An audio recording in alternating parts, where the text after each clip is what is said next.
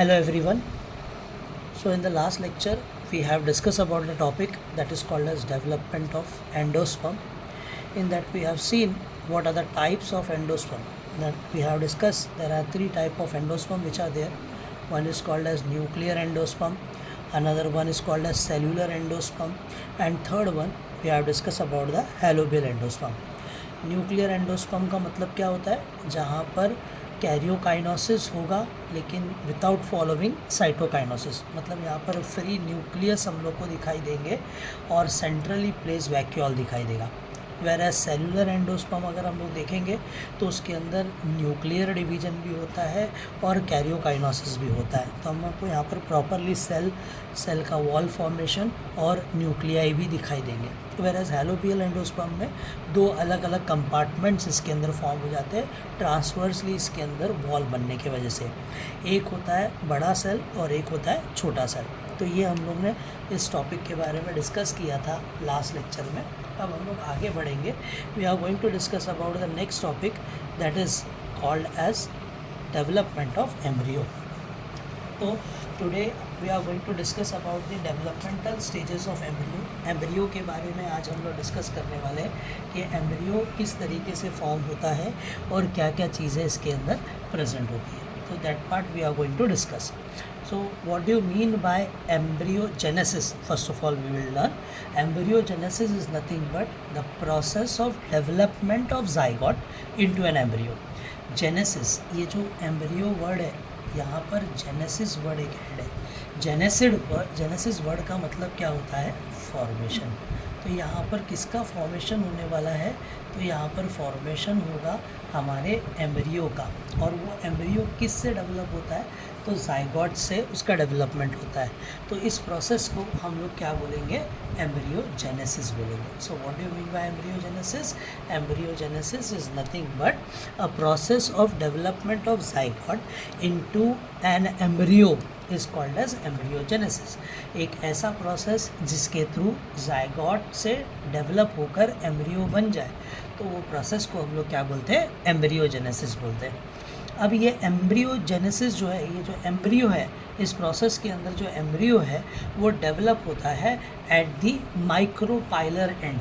कहाँ पर ये डेवलप होगा, एनाथ्रोपस के माइक्रोपाइलर एंड की तरफ ये डेवलप होगा। जैसे कि अगर हम लोग देखेंगे तो ये हमारा एनाथ्रोपस ओव्यूल है, तो ये नीचे की तरफ इसकी ओपनिंग प्रेजेंट होती है यहाँ पर, है ना। इसको हम लोग क्या बोलते हैं, माइक्रोपाइलर एंड बोलते हैं। तो ये जो एम्ब्रियो सैक है इसके अंदर एम्ब्रियो बनता है और कहाँ पर बनता है, माइक्रोपाइलर एंड की तरफ ये एम्ब्रियो सैक का डेवलपमेंट हम लोग को देखने को मिलेगा। ओके, तो एम्ब्रियो जो है वो डेवलप होगा कहाँ पर, micropylar end of the sac. Okay, अब ये एम्ब्रियो की ग्रोथ कब ट्रिगर होगी, जब कुछ अमाउंट में एंडोस्पर्म फॉर्म हो जाए। ओके, तो ये भी हम लोगों ने लास्ट लेक्चर में डिस्कस किया था कि एंडोस्पर्म एक न्यूट्रिटिव टिश्यू है।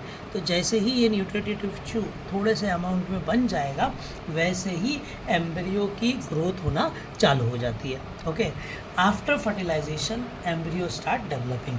फर्टिलाइजेशन होने के बाद ही एम्ब्रियो का डेवलपमेंट स्टार्ट होने लगता है। ओके, समझ में आया क्या क्या चीज़ें इसके अंदर आती है। तो इस तरीके से ये सारी चीज़ें हम लोग को एम्ब्रियोजेनेसिस के अंदर देखने को मिलेगी।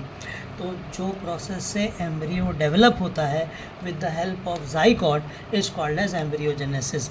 एम्ब्रियोजेनेसिस का फॉर्मेशन या एम्ब्रियो का डेवलपमेंट कहाँ पर होने वाला है, तो it is going to takes place at the end of sac. Embryo sac की तरफ, माइक्रोपाइलर एंड की तरफ होने वाला है। ये कब स्टार्ट होती है एम्ब्रियो की ग्रोथ, जब कभी भी कुछ अमाउंट में एंडोस्पर्म बन जाएगा। क्योंकि एंडोस्पर्म क्या है, एक न्यूट्रिटिव टिश्यू है। जब तक ये न्यूट्रिशन प्रोवाइड करने वाला टिश्यू नहीं बनेगा तब तक एम्ब्रियो की ग्रोथ नहीं हो सकती। इसीलिए जैसे ही एंडोस्पर्म बनता है कुछ अमाउंट में, वैसे ही एम्ब्रियो की ग्रोथ चालू हो जाती है। कब स्टार्ट होती है, आफ्टर फर्टिलाइजेशन ये एम्ब्रियो का डेवलपमेंट हम लोग को देखने को मिल जाता है। ओके, अब जो जाइगोट है उसके जो सेल्स हैं वो डिवाइड होते हैं और डिवाइड होने के बाद प्रो एम्ब्रियो फॉर्म होता है। ओके, यहाँ पर जो जाइगोट रहेंगे वो क्या होंगे, डिवाइड होंगे। जैसे जैसे उसको नरिशमेंट मिलेगा वो डिवाइड होकर टू सेल्ड प्रो एम्ब्रियो बना देते हैं। ओके, तो जायगोट को जैसे ही एंडोस्पर्म नरिशमेंट प्रोवाइड करेगा वैसे ही उसका डिवीजन चालू हो जाता है, और डिवीजन चालू होने के बाद 2 सेल स्टेज बनती है, और इस 2 सेल स्टेज को हम लोग क्या बोलते हैं, प्रो एम्ब्रियो बोलेंगे। ओके, एक है इसके अंदर लार्जर सेल जो प्रेजेंट होता है टूवर्ड्स द माइक्रोपाइल, इसको हम लोग बेसल और सस्पेंशन इनिशियल सेल्स बोलते हैं। एक सेल जो रहेगा वो बड़ा रहेगा, और वो बड़ा वाला सेल कहाँ पर प्रेजेंट होता है, टूवर्ड्स द माइक्रोपाइलर एंड, इसको हम लोग सस्पेंसर इनिशियल सेल या फिर बेसल सेल्स बोलते हैं। और जो दूसरा सेल इसके अंदर प्रेजेंट होता है वो स्मॉलर सेल होता है, that will be present towards the chalazal end it is called as terminal या फिर एम्ब्रियोनल इनिशियल सेल्स। ओके, फिर ये जो सस्पेंसर सेल्स हैं वो डिवाइड होने लगते हैं ट्रांसवर्सली, एक ही प्लेन पर डिवाइड होते हैं, और फिलामेंटस सस्पेंसर्स ये बनाते हैं, और ये सेल्स कितने होंगे, 6 to 10 सेल्स इसके अंदर फॉर्म हो जाएंगे। अब अगर आप डायग्राम देखोगे तो ये डायग्राम देखने से आपको अच्छे से समझ में आएगा कि किस तरीके से ये डेवलपमेंट हो रहा है। ओके, अब ये वाला डायग्राम देखो, ये बेसिकली डायग्राम दिया हुआ है मोनोकॉट एम्ब्रियो का जो ग्रास के अंदर फॉर्म होता है। तो ये हमारा क्या है, ऊस्पोर है। ये ऊस्पोर का मतलब क्या होता है, जायगोट। ये हमारा जायगोट है।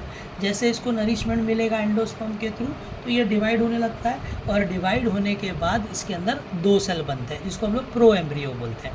ओके, एक बड़ा वाला सेल है जो ऊपर की तरफ आपको दिखाई दे रहा है, इसको हम लोग क्या बोल रहे हैं, सस्पेंसर सेल।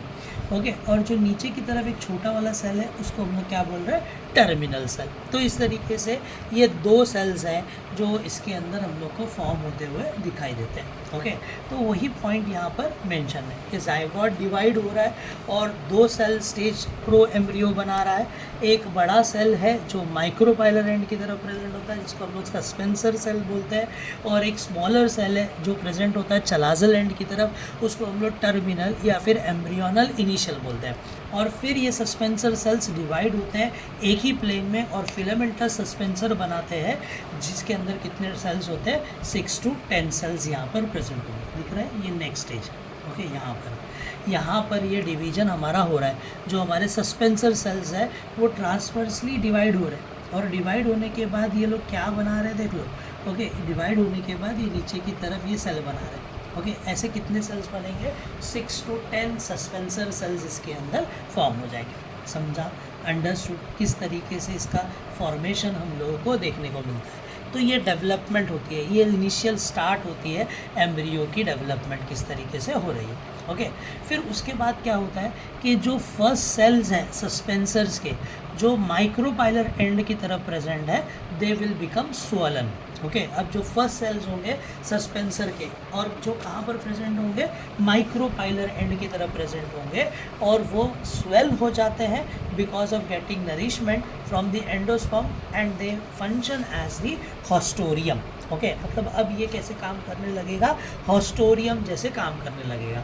जो भी सस्पेंसर सेल माइक्रोपाइलर एंड की तरफ प्रेजेंट होते हैं, they will become swollen. Food मिलने की वजह से, न्यूट्रिशन मिलने की वजह से स्वॉलन हो जाते हैं, और उसको हम लोग क्या बोलते हैं, हॉस्टोरियम बोलते हैं। लोअर मोस्ट सेल जो होते हैं सस्पेंसर्स के, उसको हम लोग बोलेंगे हाइपोफाइसिस। हाइपो का मतलब होता है बिलो, इसीलिए इसको हम लोग क्या बोलते हैं, हाइपोफाइसिस, बिकॉज ये जो सस्पेंसर सेल्स है वो एकदम नीचे की तरफ प्रेजेंट होते हैं। लोअर मोस्ट सस्पेंसर सेल्स को हम लोग क्या बोलेंगे, हाइपोफाइसिस। अब ये हाइपोफाइसिस, ये जो सस्पेंसर्स हैं, इनका काम क्या होता है, ये एम्ब्रियो को पुश करते हैं towards the endosperm, in the endosperm. Suspensor का काम क्या होता है, एम्ब्रियो को पुश करना ताकि एंडोस्पर्म के अंदर वो जा सके और डेवलपिंग एम्ब्रियो को और अच्छे से नरिशमेंट मिल सके। ओके, ये इसका काम है। एम्ब्रियोनल इनिशियल सेल, अब किसकी बात करेंगे हम लोग, एम्ब्रियोनल इनिशियल सेल्स की। ये 3 सक्सेसिव माइटोटिक डिवीजन करते हैं और ऑक्टेन फॉर्म करते हैं। ओके, जो एम्ब्रियोनल इनिशियल सेल्स होंगे वो अब 3 बार माइटोसिस करेंगे और क्या फॉर्म करेंगे, ऑक्टेन। ऑक्टेन मतलब क्या, इसके अंदर कितने सेल्स प्रेजेंट होंगे, 8 सेल्स इसके अंदर प्रेजेंट होंगे। इन सब का डिवीजन जो है वो राइट एंगल पे होता है, 90 डिग्री पर डिवीजन होता है। ओके, तो ऑक्टेन के अंदर 4 सेल्स जो है वो लोअर अटायर में प्रेजेंट होते हैं, नीचे की तरफ प्रेजेंट होते हैं ऑक्टेन के अंदर, जो आगे जाकर 2 पार्ट बनाते हैं एम्ब्रियो का, इम्पॉर्टेंट पार्ट। इसको हम लोग बोलते हैं हाइपोकोटाइल और रेडिकल। ओके, और जो अपर अटायर के सेल्स हैं, 4 सेल्स अपर अटायर के होंगे, ऑक्टेन फॉर्म कर रहा है ना, तो मतलब 8 सेल होंगे, 4 सेल नीचे की तरफ, 4 सेल ऊपर की तरफ। जो लोअर 4 सेल्स होंगे ऑक्टेन के, वो क्या बनाएंगे, हाइपोकोटाइल और radicle. Where as lower upper tier के जो सेल्स होंगे 4, वो क्या बनाएंगे, प्लीम्यूल और 1 और 2 कॉटलीडॉन्स। ओके, याद रखना कि रेडिकल्स जो है वो डेवलप करते हैं आगे जाकर रूट्स में, प्लीम्यूल जो है वो आगे जाकर डेवलप होता है शूट में, और कॉटलीडॉन्स के हिसाब से कितने कॉटलीडॉन उसके अंदर प्रेजेंट है। एक कॉटलीडॉन रहेगा तो plant will be called as monocot, और अगर 2 कॉटलीडॉन रहेगा तो that plant will be called as dicotyledon. Getting it, समझ में आया किस तरीके से ये हम लोग को फॉर्मेशन इसके अंदर देखने को मिल रहा है। ओके, तो क्या क्या चीज़ें इसके अंदर हो रही है कि जो फर्स्ट सस्पेंसर सेल्स हैं जो माइक्रोपाइलर एंड की तरफ प्रेजेंट है वो स्वोलन हो रहा है और हॉस्टोरियम जैसे काम करेंगे। जो नीचे के सस्पेंसर सेल्स है उसको हम लोग हाइपोफाइसिस बोलते हैं। ये सस्पेंसर सेल्स एम्ब्रियो को पुश करते हैं टुवर्ड्स दी एंडोस्पर्म ताकि इसको नरिशमेंट अच्छे से मिले। और एम्ब्रियोनल सेल्स की बात करेंगे हम लोग, एम्ब्रियोनल इनिशियल सेल्स की, वो 3 बार सक्सेसिव माइटोटिक डिवीजन करते हैं और ऑक्टेन फॉर्म कर लेते हैं। ये डिवीजन एक दूसरे से राइट एंगल पर होता है। ओके, 4 सेल्स इसके जो है वो लोअर साइड पर प्रेजेंट है ऑक्टेन के, जो हाइपोकोटाइल और रेडिकल बनाएंगे, और 4 सेल अपर अटायर्स पर प्रेजेंट होते हैं जो प्लीम्यूल और कॉटलीडॉन्स बनाने का काम करेंगे। इसका जो हाइपोफाइसिस है वो फिर से डिवीजन करेगा and it will give rise to the parts of radical.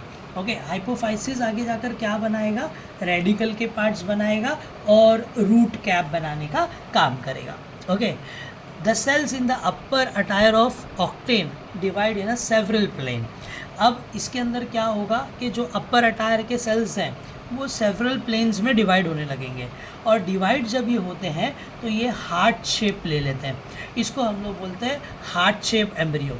फिर ये आगे जाकर लेटरल 2 कॉटलीडॉन्स और टर्मिनल प्लीम्यूल फॉर्म करते हैं। ओके, अब देखो ये डायग्राम में आपको समझ में आएगा कि किस तरीके से ये चीज़ हम लोग को देखने को मिलती है।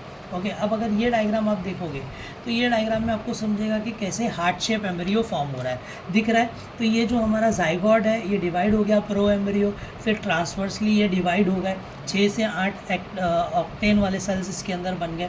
अब ये जो शेप है, इस शेप को हम लोग क्या बोल रहे हैं, ग्लोबुलर शेप बोल रहे हैं। अब जैसे जैसे इसको और नरिशमेंट मिलेगा तो इसके अंदर और डिवीज़न होने लगता है, और ये ग्लोबुलर शेप का जो एम्ब्रियो है वो कैसे कन्वर्ट हो जाता है हार्ट शेप के एम्ब्रियो में, जिसकी मदद से आगे की ग्रोथ जब होगी तो इससे क्या प्रोड्यूस होगा, ये कॉटलीडॉन्स आगे जाकर प्रोड्यूस होने वाले हैं। ओके, समझ में। और इस शेप के एम्ब्रियो को हम लोग क्या बोलते हैं, हॉर्स शू शेप्ड एम्ब्रियो, क्योंकि ये कैसे दिखाई देता है, हॉर्स की, घोड़े की जो नाल होती है उसके जैसे ये दिखाई देता है, इसीलिए इसको हम लोग हॉर्स शू शेप एम्ब्रियो बोलते हैं। और इसको हम लोग क्या बोलते हैं, हार्ट शेप्ड एम्ब्रियो। ये बेसिकली फर्दर डेवलपमेंट है जो स्पेशली किस में होती है, डाइकॉटलीडोनस प्लांट के अंदर होती है। ये एम्ब्रियो किसके अंदर बनेगा, हार्ट शेप्ड एम्ब्रियो और horse shoe shaped embryo. It will be develop in dicots. Monocots में यहाँ तक डेवलपमेंट नहीं होती, मोनोकॉट्स में ग्लोबुलर एम्ब्रियो होकर रुक जाएगा। ओके, समझ में आ किस तरीके से हम लोग को ये हार्ट शू शेप्ड एम्ब्रियो और हॉर्स शू शेप्ड एम्ब्रियो हम लोग को यहाँ पर देखने को मिलता है। तो इस तरीके से ये डेवलपमेंटल स्टेजेस हैं जो हम लोग को इसके अंदर देखने को मिलेंगे। ओके, तो इस तरीके से यहाँ पर जो हमारे एम्ब्रियोनल सेल्स हैं वो डिवाइड हो रहे हैं, 3 सक्सेसिव डिवीजन बना रहे हैं राइट एंगल पर। ओके, 4 इसके सेल जो लोअर अटायर पर प्रेजेंट है वो हाइपोकोटाइल रेडिकल बनाएंगे, और जो 4 सेल अपर अटायर पर है वो प्लीम्यूल और 1 या 2 से ज़्यादा कॉटलीडॉन बनाएंगे। जो हाइपोफाइसिस बनाता वो रेडिकल के पार्ट्स बनाने में मदद करता है और रूट कैप बनाने में मदद करता है। ओके, जो अपर अटायर के सेल्स हैं वो अब सेवरल प्लेन्स में डिवाइड होते हैं और क्या बन जाते हैं, हार्ट शेप्ड एम्ब्रियो, जो आगे जाकर कॉटलीडॉन्स और टर्मिनल प्लीम्यूल बना लेता है। Further enlargement of hypocotyle and cotyledon result into the curvature of embryo. Okay, अब जो इसके हाइपोकोटाइल पार्ट है वो इसके जो भी हाइपोकोटाइल पार्ट रहेंगे और कॉटलीडॉन्स रहेंगे वो कर्व होने लगेंगे। कैसे हो जाते हैं, ऐसे यू शेप के हो जाते हैं, हम लोगों ने देखा ना। तो ये कर्व होने लगते हैं दोनों भी, और कौन सा शेप ले लेते हैं, हॉर्स शू शेप्ड ले लेते हैं, इसीलिए इसको हम लोग हॉर्स शू शेप्ड एम्ब्रियो बोलते हैं। एम्ब्रियो की डेवलपमेंट सिमिलर होगी डाइकॉट्स एंड मोनोकॉट्स में अप टू ऑक्टेन स्टेज, मतलब जो ग्लोबुलर स्टेज है वहाँ तक दोनों की स्ट्रक्चर सेम होती है। लेकिन हॉर्स शू शेप्ड एम्ब्रियो और जो हमारा हार्ट शेप्ड एम्ब्रियो है वो किसके अंदर फॉर्म होता है, वो सिर्फ डाइकॉट्स के अंदर फॉर्म होता है। समझ में आया कैसे इसका डायग्रामेटिक रिप्रेजेंटेशन है और दोनों के अंदर डिफरेंस क्या होता है। तो एम्ब्रियो का डेवलपमेंट डाइकॉट्स मोनोकॉट्स में सब जगह सेम होगा। कहाँ तक सेम होगा, ऑक्टेन स्टेज तक, मतलब हॉर्स शू शेप एम्ब्रियो और ये जो हार्ट शेप एम्ब्रियो है वो डाइकॉट्स में बनेगा और ग्लोबुलर एम्ब्रियो जो है वो मोनोकॉट्स में बनेगा, वहीं तक इसकी डेवलपमेंट होती है। In monocot single cotyledon will be occupy the terminal position and plumule will be present on the lateral side. Single shield shape cotyledon बनेगा इसके अंदर, मोनोकॉट्स के अंदर, और उसको हम लोग क्या बोलते हैं, स्क्यूटेलम। प्रोटेक्टिव शीट जो है प्लीम्यूल की उसको हम लोग बोलते हैं कोलेप्टाइल, और जो रेडिकल के अंदर प्रोटेक्टिव कवरिंग प्रेजेंट होगी उसको हम लोग क्या बोलेंगे, कोलोराइजा। ओके, तो इस तरीके से ये पार्ट्स हैं जो हमारे एक एम्ब्रियो के अंदर फॉर्म होते हैं मोनोकॉट्स में। तो मोनोकॉट्स में सिंगल कॉटलीडॉन जो है वो टर्मिनल पोजीशन को ऑक्यूपाई करता है, प्लीम्यूल लेटरल साइड पर आ जाते हैं। जो भी सिंगल कॉटलीडॉन है उसके ऊपर एक शील्ड बनेगी, उसको हम लोग क्या बोलेंगे, स्कैट्यूलम। प्लीम्यूल के ऊपर जो शीट बनती है प्रोटेक्टिव उसको हम लोग बोलते हैं कोलेप्टाइल, क्या बोलेंगे, कोलेप्टाइल। और जो रेडिकल्स को कवरिंग फॉर्म करती है उसको हम लोग क्या बोलते हैं, कोलियोराइजा। तो ये डायग्राम में आपको सारी चीज़ें यहाँ पर दिखाई देगी। ओके, समझ में आया। तो ये हमारा लास्ट स्टेज है मोनोकॉट्स का जो ग्लोबुलर एम्ब्रियो बना रहा है। ओके, अब यहाँ पर अगर आप डायग्राम में देखोगे तो यहाँ पर आपको स्कैट्यूलम दिखाई देगा, दिख रहा है, ये स्कैट्यूलम है। फिर उसके नीचे जस्ट क्या प्रेजेंट है, कोलेप्टाइल पार्ट प्रेजेंट है। फिर उसके बाद यहाँ पर क्या प्रेजेंट है, रूट कैप को कवर करके that is present is coleorhiza, जो रेडिकल और रूट कैप को कवर करके रखता है। तो ये सारी चीज़ें हम लोग को मोनोकॉटलीडॉनस प्लांट्स के अंदर देखने को मिल जाती है, समझ में आया। और डाइकॉटलीडॉनस प्लांट में ये हार्ट शेप्ड एम्ब्रियो और हॉर्स शू शेप्ड एम्ब्रियो हम लोग को देखने को मिलेगा, ये डिफरेंसेस है। ओके, आई होप आप लोग को यहाँ तक का पॉइंट समझ में आया होगा कि किस तरीके से ये डेवलपमेंट है। याद रखना, जो कवरिंग कॉटलीडॉन को कवर करके रखेगी उसको हम लोग बोलेंगे स्कैट्यूलम। जो प्लीम्यूल को शीट कवर कर रखती है उसको हम लोग बोलते हैं कोलेप्टाइल, और जो रेडिकल को कवर करके रखती है उसको हम लोग क्या बोलते हैं, कोलियोराइजा। ओके, तो ये क्वेश्चन आपको एग्जाम में पूछ सकता है विद डायग्राम 4 मार्क्स के लिए। Okay, explain with the help of diagram development of monocotyledonous embryo. Okay, तो जब मोनोकॉटलीडॉनस एम्ब्रियो का क्वेश्चन आपको पूछेगा तो हम लोग को कौन सा डायग्राम बनाना है, तो ये वाला डायग्राम हम लोग को प्रिपेयर करना है। ओके, जब कभी भी ये क्वेश्चन पूछेगा, कितने मार्क्स के लिए पूछेगा, 4 मार्क्स के लिए, with the help of leaf label diagram explain development of embryo, तो ये डायग्राम हम लोग को बनाना है। Okay, getting it. और अगर आप लोगों को ऐसा क्वेश्चन पूछा एक्सप्लेन डेवलपमेंट ऑफ डाइकॉटलीडॉनस एम्ब्रियो, तो सेम डायग्राम बनाओगे, यहाँ तक का सेम रहेगा आपका डायग्राम, यहाँ तक सेम रहेगा, खाली 2 एडिशनल चीज़ें उसके अंदर हम लोग को क्या मेंशन करनी पड़ेगी डाइकॉट्स के लिए, ये 2 एम्ब्रियो, एक हार्ट शेप्ड एम्ब्रियो और एक हॉर्स शू शेप्ड एम्ब्रियो, ये आपको एक्स्ट्रा उसके अंदर दिखाना पड़ेगा, बनाना पड़ेगा, समझ में आया। और जो एक्सप्लेनेशन इसके अंदर दिया हुआ है वो आपके लिए काफ़ी है। समझ में आया क्या क्या है डेवलपमेंटल स्टेज ऑफ एम्ब्रियो, किस तरीके से एम्ब्रियो का डेवलपमेंट हम लोगों को देखने को मिलता है। तो बेसिकली ये क्वेश्चन कितने मार्क्स के लिए पूछेगा, 4 मार्क्स के लिए। आई होप आप लोगों को ये टॉपिक आज का समझ में आया होगा। ओके, इजी टॉपिक है, development of embryo with diagram exam में पूछ सकता है 4 मार्क्स के लिए, या फिर 3 मार्क का डायग्राम भी खाली पूछ सकता है, तो वो हम लोग को ड्रॉ करने के लिए आना चाहिए। अब नेक्स्ट लेक्चर में हम लोग पढ़ेंगे सीड और फ्रूट्स का डेवलपमेंट किस तरीके से होता है, तो that we will discuss in the next lecture, कल के लेक्चर में पढ़ेंगे। अगर कुछ डाउट है तो यू कैन आस्क। ये जो सीड और फ्रूट का डेवलपमेंट है ये 11th स्टैंडर्ड में भी हम लोगों ने पढ़ा हुआ है ऑलरेडी, तो that part we are going to discuss in the next lecture. So now will stop over here, thank you.